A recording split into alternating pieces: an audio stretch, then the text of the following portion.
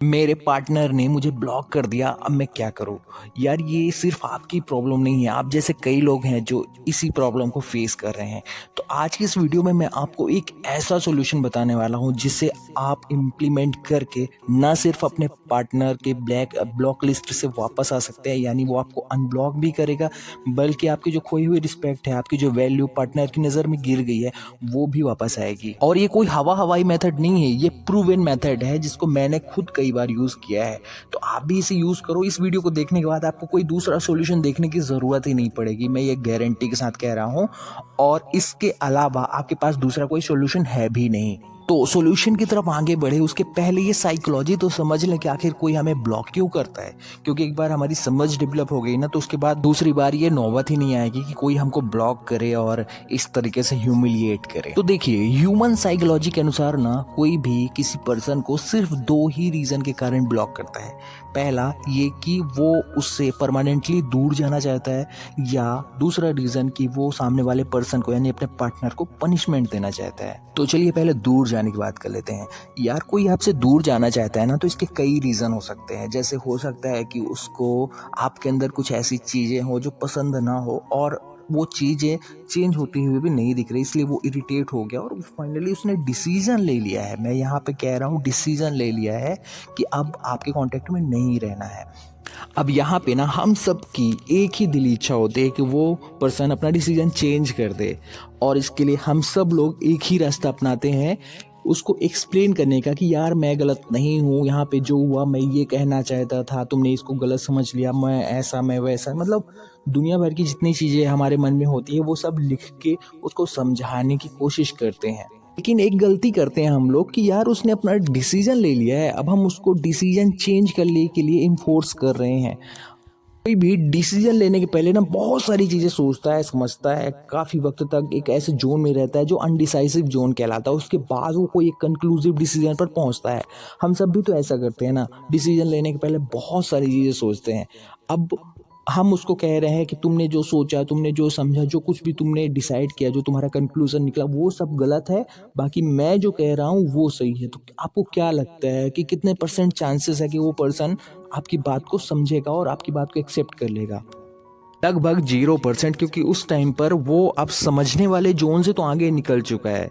समझने वाला जोन पीछे था, जब आप समझा सकते थे, जब आपके हाथ में ये सारी चीज़ें थी। लेकिन अब उसने डिसीजन ले लिया ना, उसने डिसीजन ले लिया कि ये चीज़ सही नहीं है और मुझे अब इस चीज़ से दूर जाना है।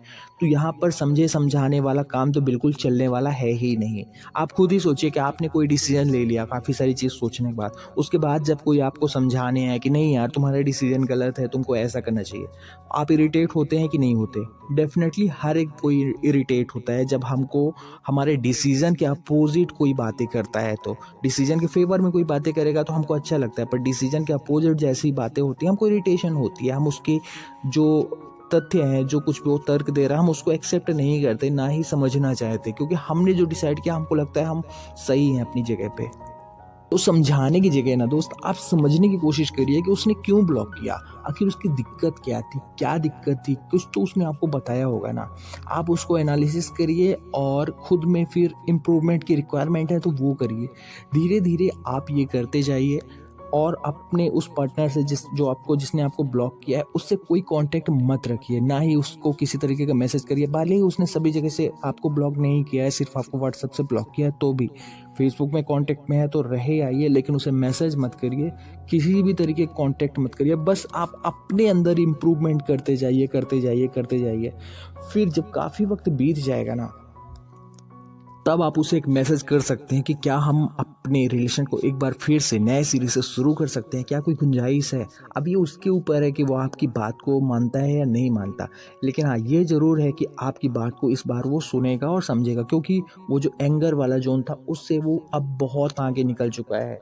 और दूसरी बात, आप दोनों का यदि फिर से कोई कनेक्शन बनता है और आप दोनों फिर से एक साथ आते हैं किसी रिलेशन में, तो डेफिनेटली आपको अपना अपग्रेडेड वर्जन बनना ही होगा। यदि आप वही पुराना वाला वर्जन है ना, तो फिर से एक बार वही होना है जो पिछली बार हुआ था, क्योंकि वही सब कुछ लेकर के आप फिर से उसी पर्सन के पास नहीं जा सकते हैं। और ये समय कितना होना चाहिए इस पे डिपेंड करता है कि आप कितने दिनों में खुद को एक नए वर्जन में डेवलप कर पाते हैं। मैंने सेम चीज़ ना 1 साल बाद की थी, जब मेरा खुद का एक नया वर्जन बन गया था।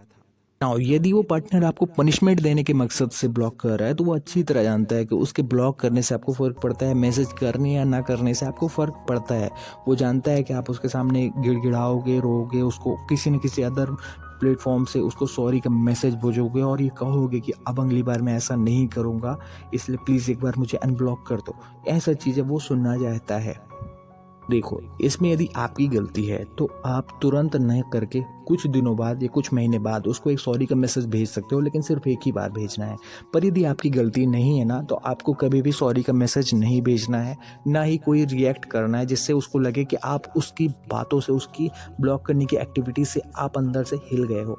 यदि किसी दूसरे प्लेटफॉर्म पर आप फ्रेंड हो तो फ्रेंड बने रहो, आपको कोई फ़र्क नहीं पड़ना चाहिए। आप वैसे ही ऑनलाइन जाओ, वैसे ही अपनी सारी फ़ोटोज़ अपडेट करो, सब कुछ एक्टिविटी वैसे ही करो। उसको ये कहीं से कहीं तक नहीं पता चलना चाहिए कि उसके ब्लॉक करने से आपको कोई फ़र्क पड़ा है। और यदि आप ये बिल्कुल सक्सेसफुल तरीके से करने में कामयाब हो जाते हो, तो वो मात्र कुछ ही दिनों के अंदर आपको अनब्लॉक भी करेगा और आपसे फिर से बात करना शुरू कर देगा, क्योंकि उसका मकसद आपसे दूर जाना नहीं है, वो बस आपको पनिशमेंट देना चाहता था। लेकिन अब वो जान चुका है कि इन छोटी-छोटी चीज़ों का आपके ऊपर कोई फ़र्क नहीं पड़ने वाला है।